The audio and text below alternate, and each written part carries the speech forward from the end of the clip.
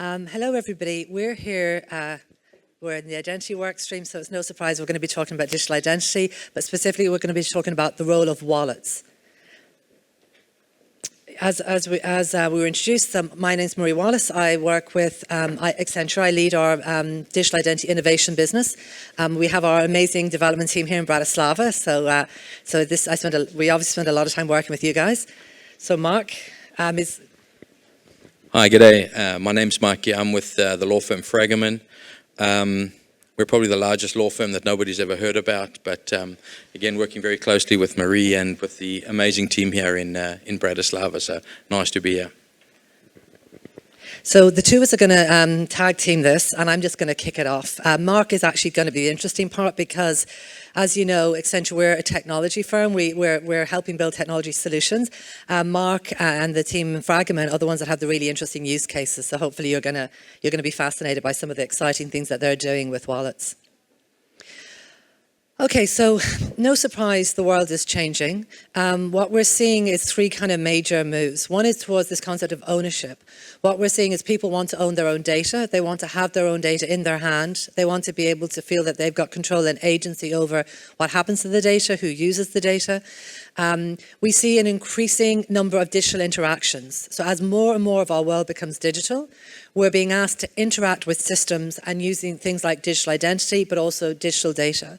And these interactions may be interacting with a website when we log onto a website. It may be interacting with a physical IoT device, like a door when you're going into a building.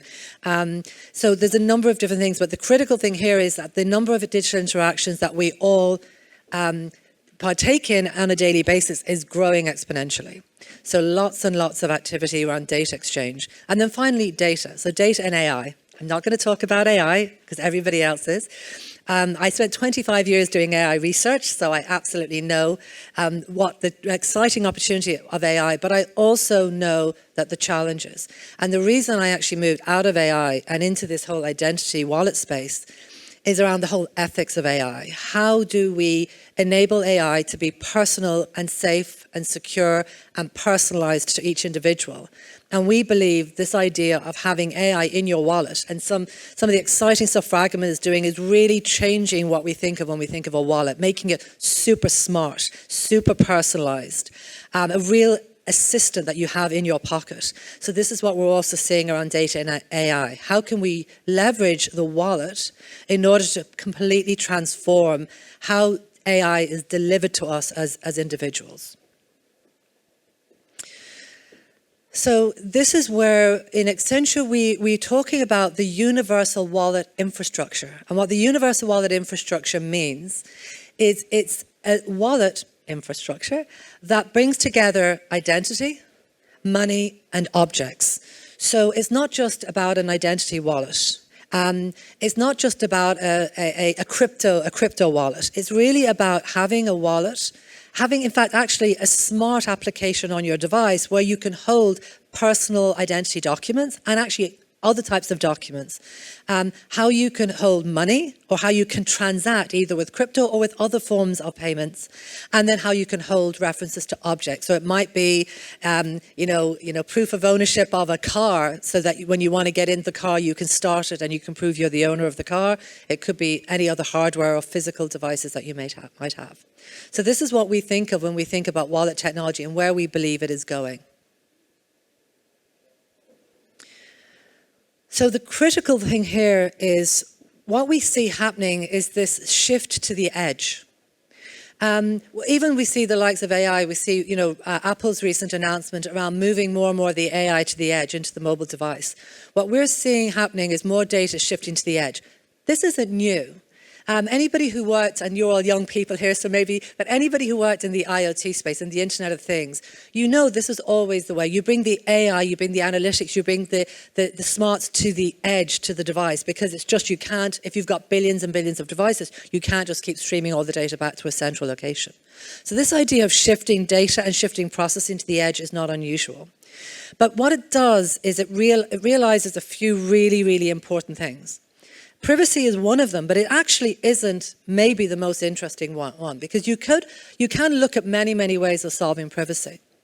But I would argue there is no way to solve the scale of growth in digital interactions other than doing it in a decentralized fashion. And what I mean is, I'm going to give a very simple example. Back during COVID, I was involved, I built the Excelsior Pass. This was a COVID pass essentially for the state of New York. So this was to allow people to kind of validate their COVID credentials to get into buildings, to go to events and things like that. We built this as an SSI solution. So we built it where all the data was pushed out to the edge as verifiable credentials. And most critically, the verification process, how data was exchanged, happened on the edge of the network. So you didn't have big streaming queries going up to central service to confirm that Marie is indeed who she said she is, and that Marie's COVID credential is indeed valid. This exchange of data was able to happen on the edge of the network. And what this did is it did a few things. Number one, it allowed the system to scale infinitely, because it can scale to as many devices you have in the network. You're not relying on a central server having to scale, which can be really problematic. And interestingly enough, there's some countries that we've been talking with that actually have gone the centralized route. And now as demand for the data increases and the number of companies that want to interact and want to leverage this data grows, they're actually collapsing under the weight of themselves. So they're realizing it doesn't work centralized. So what I would say is a decentralized model is the only way to build a digital future. What this does is it does a few things. It's going to empower individuals because it gives us agency over our own data, and it allows us to increase the utility of the data. And we'll get some examples of this when Marc talks next. It increases trust because the data you have is not self-attested, it's trusted, it's verifiable, cryptographically signed by the issuer, cryptographically verified by the relying party. It helps reduce fraud, which, as we all know, with the growth of fraud, data theft and deep fakes, this is a critical challenge. It levels the playing field by giving everybody potentially the ability to participate in a data economy. It can remove barriers to entry, and this is specifically interesting when you look at things like supply chain and you look at global supply chains. And then it fosters ethical AI. So I'm just going to do one last slide, and then I'm going to hand over to Marc to kind of share with you some of the use cases that he's seeing. So why is this happening now? So the whole area of AI threats, deep fakes, fraud is a significant driver for a lot of the companies that we speak with around why they want to try to do things differently. We see growing consumer demand for control and privacy. Regulatory pressure is really good. Europe, and we should all be proud of this as all of the Europeans in the room, Europe is really leading the way. What Europe has done with the eIDAS regulation is really unique. It thought ahead, and over the last probably decade, I know it's taken a lot longer than we would have liked, but over the last decade, it's been doing the right thing. It's been looking at the regulatory frameworks to make sure that everything is in place to make digital wallets a reality. And a lot of governments I speak to around the world, they come and they look to the EU and how the EU is doing it, and they look to us as this is the way it could work. So I think that's really something for us all to be proud of. The promise of data and AI is driving it. We're seeing more demand for personalized, frictionless experiences. And we see the open standards are maturing. So we're still not 100% there yet. I know we would like to have more broader adoption of certain standards, but the standards are maturing. So when I hand over to Marc now, he's going to start talking about use cases. There's a lot of different use cases, but what we're going to focus on for this session is we're going to talk about two different industries. The travel industry, because we're all travelers. A lot of us had to come here today and had to go through the joys of schlepping through airports and everything that comes with that. And then also the work, because again, we're all workers, and if we're students, you're going to be workers at some time in the future. So we wanted to share those two specific scenarios. Before we do that, there's just one thing we wanted to do, which is share with you a vision video that hopefully was about 4 minutes, but hopefully it will give you a sense of how we in Accenture and Fragment, how we see the world evolving. There's no sound. It's only just coming up from here. It's not. But that's not going on the speakers. Unverifiable data. And as even more data is generated, it becomes increasingly fractured. Can anybody hear that? Control over our individual information. Redundant profiles for almost every app or transaction. The universal wallet serves to change this. creating a single source of truth, offering complete agency and control over your identity, your money, and your objects. A single place to store your digital identity, payment modes, personal information, and preferences. You take your wallet everywhere, connecting with businesses and peers to share information and exchange value in a safer, more seamless way. Controlling what you share, with whom, and for how long. Establishing the foundational services that will enable interoperability between digital wallets and new data models. Experiencing a more human-centered digital world. So, what does that look like? Well, meet Edgar. Hard at work on a crafts project with his kids, when he is reminded of an upcoming family trip requiring visas.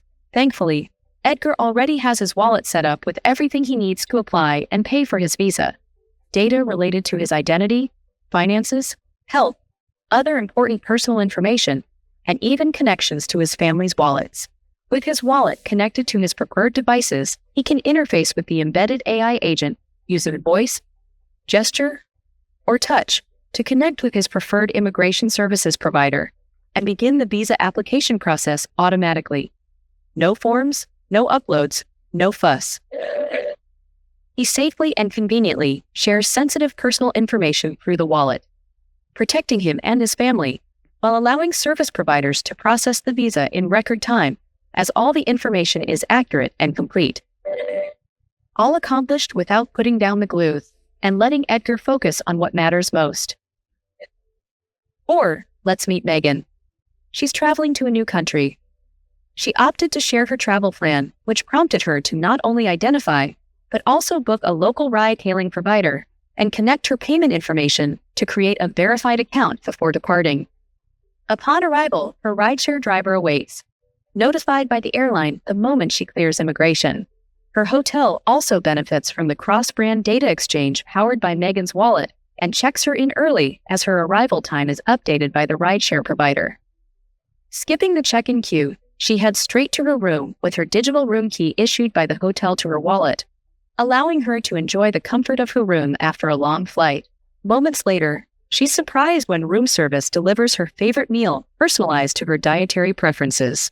This meal was provided as a reward from her airline, courtesy of a seamless collaboration between airline and hotel behind the scenes using the infrastructure, so Megan can enjoy the moment. Now, let's meet Jessica. Her and her family found themselves with an extra day on their trip as their flight was rescheduled. Her wallet suggests a citywide adventure, with a network of partners offering a gamified, self-guided tour. By sharing their interests, the family can enjoy an experience tailored just for them. Museum by the hotel? Check. Kid-friendly eats? Check. Architecture tour for mom? Check. Visiting 3 of the 4 destinations unlocks unique rewards and discounts redeemable at participating businesses. All while the wallet's AI agent initiates a claim with Jessica's travel insurance provider for the rescheduled flight, giving her time back for the more important moments in life. These moments highlight just a fraction of the infrastructure's power. Beyond the experiences and value provided to wallet holders, businesses also stand to benefit significantly from the universal wallet infrastructure. So, as Edgar awaits his visa, travel businesses are using this new channel to reach individuals like Edgar, who have expressed interest in their services, bringing in new customers with high conversion potential. Once his visa is approved and travel is booked, businesses can more easily access his up-to-date data without holding his personally identifiable information, making it simpler for the businesses and Edgar to share data and maintain privacy. When Megan embarks on her trip, ride-hailing services use her data to suggest, book, and pay for a cab. Upon arrival, the hotel has already used data shared by her and many others to optimize room allocation and preparation, avoiding a delay for Megan and reducing the hotel's operating costs. Ultimately, cross-promotion between the airline and hotel not only creates a delightful surprise for Megan, but also opens revenue generation opportunities for both businesses. Signing up for the citywide expedition, Jessica's family taps into the unique power of the Universal Wallet infrastructure, a local business network that connects participating partners to tourists with intent to spend, using a cross-partner reward system to motivate in-network monetization. While Jessica's family enjoys their extended stay, their insurance provider is automatically notified of the flight disruption, initiating a claim using her pre-approved details, streamlining the process and saving time for everyone.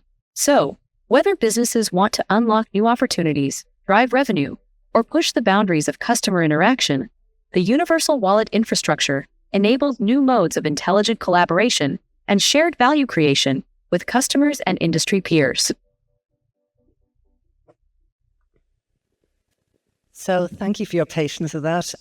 Before I hand off, there's just one thing, the volume's a bit high, but so one thing I just wanted to add, the thing that's specifically unique, I want you just to think about when you think about a wallet, it isn't just about holding your data, it's actually a communication channel. So the idea really here is that if you can control all the entities that you can communicate with, this allows the wallet to become something a lot more than just a place to hold data. So with that said, I'm going to hand over to Marc. We turn the volume down then over this. Thanks, Marie.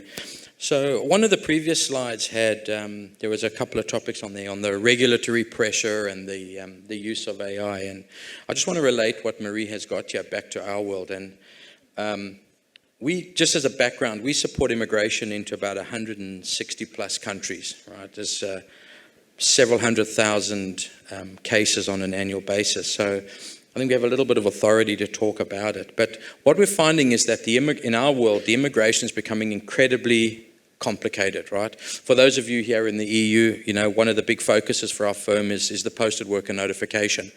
And it is complicated. The directive is written up here, but the way it's been implemented at the various member states is completely different. France asks for one thing. In Spain, they want you to file in one of 14 or 19 different regions. Hungary is actually a nice one to file in. But the point is that it varies on a country-by-country basis. So we have to have an ability to be able to navigate or help our clients navigate those complexities. If we look, for example, and we're very involved in oil and gas as well, the marine and offshore, and those are incredibly complicated sets of regulations, right? And they do vary on a country-by-country basis. So, for example, if you're on a vessel offshore in Australia, and it's actually something that touches the seabed, the requirements for you from a work authorization perspective are very different if you were just simply a supply vessel, right? In Brazil, for example, you know, you could enter into Brazil and on your seaman's documentation, but if you're on a Brazilian flagged vessel, you actually need work authorization. So the rules are very, very complicated. And so, you know, we no longer have the luxury of being able to navigate this with if and then or else logic, right? It's a really complicated animal.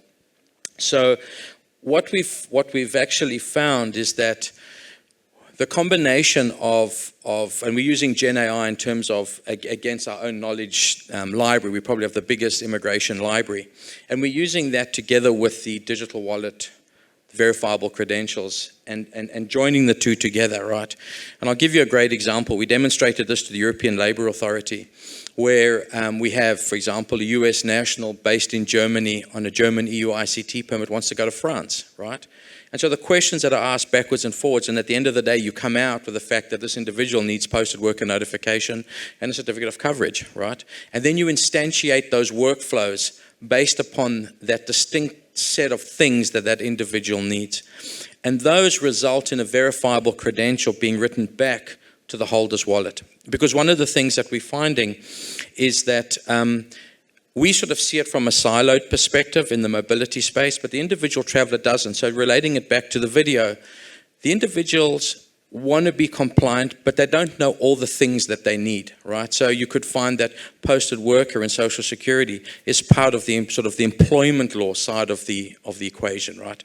You could find that getting the Schengen visa, right, is part of the immigration side of it. But from somebody traveling, they don't know that. They just want to be told, what do I need? And help me get it, put it in my wallet, and let me go. So just to sort of relate that back to Marie's video, it's so applicable in terms of what we're doing. Now, I mentioned in the beginning, we're also looking at, we're combining the Gen AI with the digital wallet, with the verifiable credentials, because when you start an assessment, right, instead of asking the individual, well, do you have an EU ICT permit? What is your nationality? If you're able to ingest this, right, you have the ability to tailor that assessment very specifically for that individual, right? And it's an incredibly powerful tool, and the user experience is so much better than having to call an attorney. And I'm allowed to say that because I'm a mechanical engineer working in a law firm, so the legal side of it is we leave to the professionals there. So it's a very, very interesting field. Relating it back to this slide here now, right? What we're seeing in the mobility space is that you can see some of the statistics there. 98% of companies skills-based, right? It's no longer I need a financial director, right? I need somebody who has the skills in A, B, and C, right? And by having those as verifiable credentials, there's the ability to mine that and match the individual to the tasks that are related or required, as opposed to the job title of the individual, right? Big statistic there, 53%, fluid workforce, right? Maria and I probably worked for 2 decades for a company, right? Today, what we're finding, right, in terms of the mobility side of the equation, is that a lot of individuals are working 6 months a year, then they go somewhere else, right? And so the ability to obtain verifiable credentials based upon the experience that you got, right, at each of those different places of employment becomes an incredibly powerful source of knowledge. And if you go look at the 92% of HR planning to use AI, when you marry that up with your experience with what's being looked at from a task perspective, it becomes an incredibly powerful tool. That figure there of the 735 billion, as you can imagine, that's pretty scary. And we've actually experienced that. You interview Bob Smith and the next day Harry Jones arrives and, whoa, what happened here, right? Wrong person. So the actual use of the digital identity, the verifiable credentials, is becoming incredibly powerful and more prevalent in our industry. Which one is it? Just this one here? Okay, so how will this impact the traveler, right? 36% of travelers have been discouraged from traveling. We see this in individuals having to provide onerous amounts of documentation, for example, on a Schengen visa or on a regular immigration case. I can't remember, my degree was left in my mum's house. My mum's moved. I think her stuff's in storage and it just becomes too hard, right? So again, relating that back to a verifiable credential where you have the documentation becomes incredibly powerful. If you look at, for example, a lot of the cases we do for oil and gas into Angola, all the documentation needs to be legalized, right? And for a particular case, 5 documents all have to be legalized. If one is out of sync with the others and the 90 days validity expires on the legalization, you start the process again, right? And it's incredibly frustrating for the individuals. 87% willing to share info before before departure. I think we all do that, right? If we spend a little bit of time checking in online, providing all of that, it's just so much easier when we're traveling. In fact, I just traveled now out of the Middle East, and one of the options was that if you checked in online, when you get there, print out your, the tags for your luggage, and there's a separate line for it. So when you watch people standing in a queue for an hour, but you were prepared to fill in all your information online first, 5-10 minutes and you were through. So I think people are willing to do that, right? It's the same, those of you who travel to the States, there's Clear. I remember going to Newark one night. It was, the queue was unbelievable. But to pay, a few dollars to get Clear when you fill in get all your biometrics and the ability to jump the queue, I think all of us are probably willing to do that, right? The billion in fraud, again, another scary statistic. You go online and we see this with individuals who've migrated and they want to go on holiday. They booked this great trip. They thought they were getting this fancy beachside bar in Bora Bora, and all there was a fridge with a couple of beers plugged into it, and that was it, right? So there's a lot of fraud in that, right? And obviously with the verifiable credentials and that sort of stuff, it's really going to alleviate some of that. Again, the 91% interested in the trusted program, and we all use that, myself and my colleague. Those of you who travel backwards and forwards to US, the global entry system, we all use that. It's just so much better. And in actual fact, in some of these with the travel, and we do travel a lot. In fact, I remember when the firm moved me from Australia to the United States, I'd never been to the US, coming to New Jersey. And all we had seen in Australia of New Jersey was the opening scenes of The Sopranos. And we were like, oh my God, is this where we're going? So again, but all jokes aside, the ability to have the verifiable credentials from a travel, that type of thing, is certainly going to make life so much easier.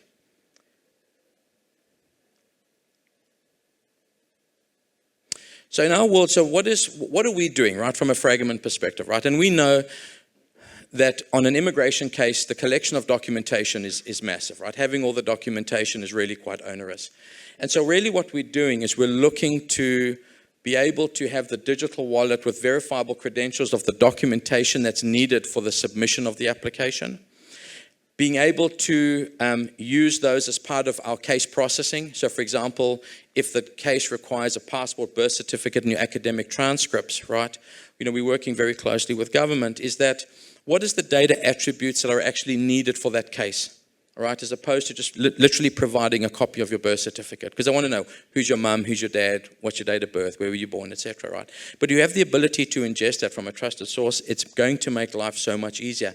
And at the end of the day, what we're looking to do is to issue that verifiable credential as, the result of what we were getting as a verifiable credential. We're doing that today with the help of the team here in Bratislava on the posted worker notification, right? Where we have a system where you complete your posted worker notification for travel in Europe.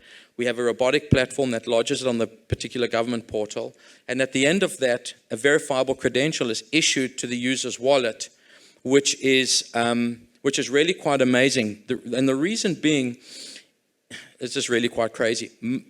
From a GDPR perspective, I think every one of the EU member states have been sued for non-GDPR compliance, which is quite outrageous if you think about it. But the issue is, and we've had a number of cases, for example, with inbound into Italy, right, requiring posted worker notifications for Italy. So if Marie was traveling, she would get her posted worker notification for Italy with all her details, but she would also have all the details of the Italian directors, their date of birth, their country of birth, their nationality, their equivalent of the social security number, etc., right?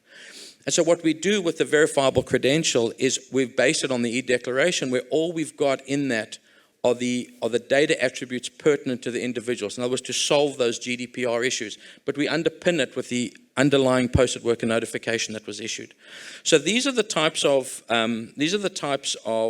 use cases and scenarios that we're working very closely on in terms of helping from a movement within the EU perspective.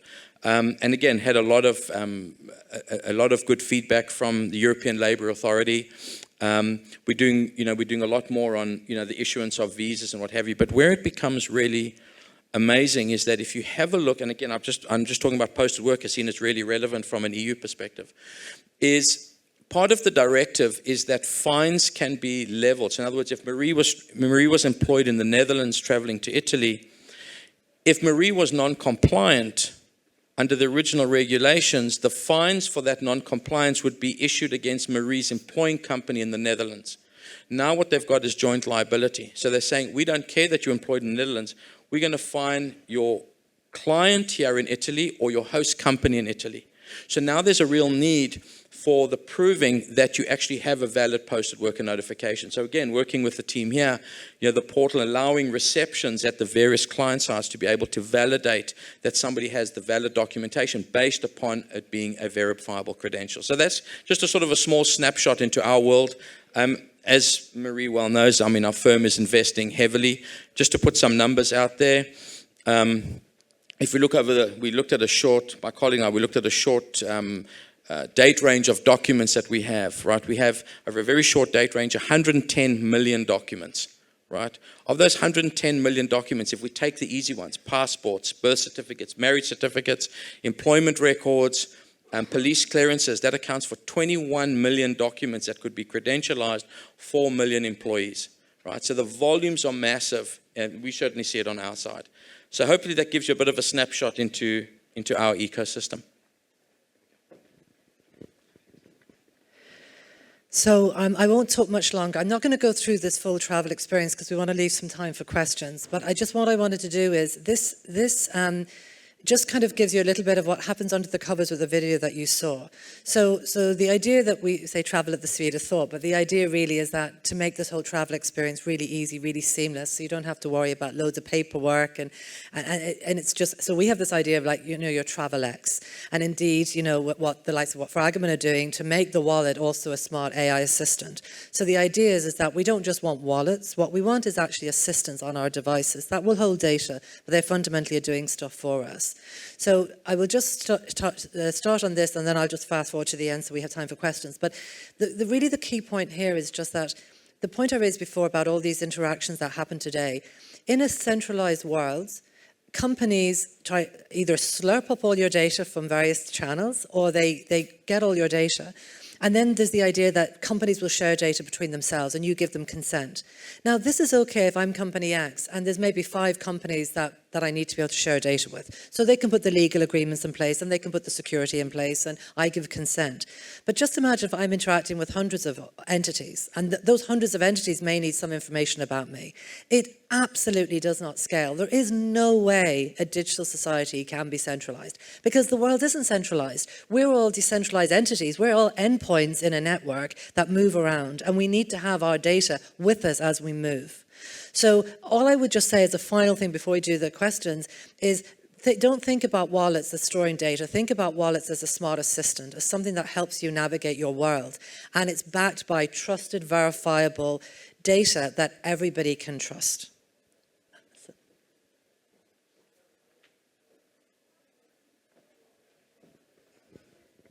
Thank you, Mary and Marc, for your presentations. We have 2 questions.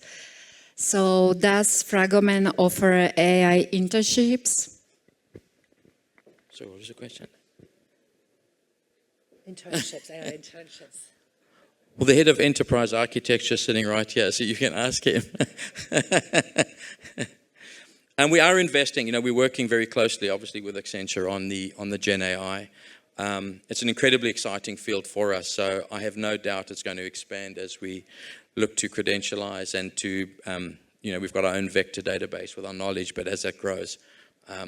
So, yeah, as I said, Mila's sitting right here. Yeah, and I would say, I think our guys, our Bratislava team are here. I think if you're interested in internships, I'm sure, I don't know what Bratislava is doing, but absolutely, definitely talk because there's exciting stuff happening.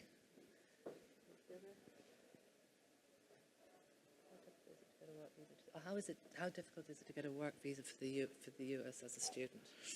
So I'm not a legal practitioner. My background is I'm a mech eng, I'm ex-military defense contractor. So if fragment.com, I don't know. I mean, I came into the US on an H. I have no idea how I got it, to be perfectly honest. But we have offices in the US. I mean, if you want to just find me after this, I can give you some, if you let me know where it is you're trying to get to, I can give you the name of the partner that you can deal with, so no problem there. Oh, sorry, apologies. So are there any privacy concerns? We are sharing every bit of information, what we're sharing. Okay, yeah. So I'll start this and I'll let Marc add in something. So the whole point, the reason I got out of AI and moved into this wallet decentralized identity field is for that exact issue. The problem today is that all of our data is being slurped up everywhere. And we don't even often know. Like we talk about, we have NFC chips in passports. We have barcodes at the end of ID cards and scanners are scanning them. And they're slurping up all of our data because in many cases, these things are not privacy preserving. They're not selective disclosure. So the whole point of putting the person in the driving seat and giving them their data on their device and allowing them to be, we talk about the API of me. So instead of companies integrating with these cloud APIs, they should be integrating with my API. Now, my API will be on my device. I may have a cloud endpoint as well, because I may have a cloud wallet as well as a digital. But the point is, I am the one that they're integrating with. I am the one that is choosing which elements they're going to get access to. And I'm requiring that they do selective disclosure when they ask for information. So the whole point of this is actually to solve that privacy issue. Now, it's not the full story. Regulations, there's a whole set of things that will help privacy. But this is fundamental about giving people control and agency over their own data. Yeah, and I think from the law firm perspective, obviously, the GDPR data privacy is sort of core to our DNA, and it's a big concern for us, right? And so, to Marie's point, the ability to decentralize that and limit the amount of data we have to hold from an individual, but only hold it during the processing of a case, is very, very attractive for us. So, and we do see those concerns. As I said, we live it, we breathe it. We're in 32 odd countries. quite a few within the EU. So we're under huge regulatory pressure to maintain the data privacy. So this is one of the reasons we've gone into the space. And just to follow up, there's one actually important point so that Marc raised there is the not having to hold all the data. So the reason today that you open up a bank account, the reason why the bank account holds all your data is because they go through this whole ID&V process, they go through the whole data verification process, they ask you for your proof of address, paper, your utility bill or whatever. So they go through all this work to verify this data. And now they hold on to it because that's the only option that they have. Just imagine a world where, on demand, they can request verifiable data. So they don't need your address all the time. They only need your address if they want to send you a letter, so they need to go check, ping your wallet and check, you know, Marie, is your address still X, Y, and Z? I need to send you something. The wallet confirms it is, it's verifiable, it's trusted, off the post goes. Or maybe they have a regulatory requirement that maybe you have a specific bank account and you need to be physically have an address in that country, which is often the case, in order to have that account. So they might want to, so today what they very often do, they might once a year or once every 2 years do a regulatory check. But you could argue you could do a check on demand. You could be always compliant, because at any point in time you can ping the wallet to check and see, do you still have a valid address? Has it been revoked? Have you left? So if you start imagining that you have this really decentralized world, they don't need to hold a lot of data in their systems anymore. So that's kind of the other thing that's quite attractive for companies. And just one final point on that. Maria and I were speaking with the individual from the Department of Homeland Security, and their issue, they've got a very big interest in the verifiable credentials. One was for the students, was the student EAD card, because my understanding is that if you've got, that's your employment authorization document, so while you're a student that you can work. But if you stop being a student, there's nowhere for the employers to actually validate that you still, or your work rights have now been revoked because you no longer have a student visa. The second part about it, which is really interesting and important, is that they're trying to marry up with the business. In other words, their inspectors on the DHS side of it, together with us, in terms of what are the attributes from your academic transcripts that they look at for an adjudication and expedited adjudication on a student visa, right, or on any particular visa into the United States. And how can we limit what we go through on the academic transcripts and extract from that? So going to the selective disclosure, what are the important attributes that we want? So there's a lot of work sort of behind the scenes to, again, only show what you need to, but also expedite the processing of cases. So just one additional point there. So I think that's it.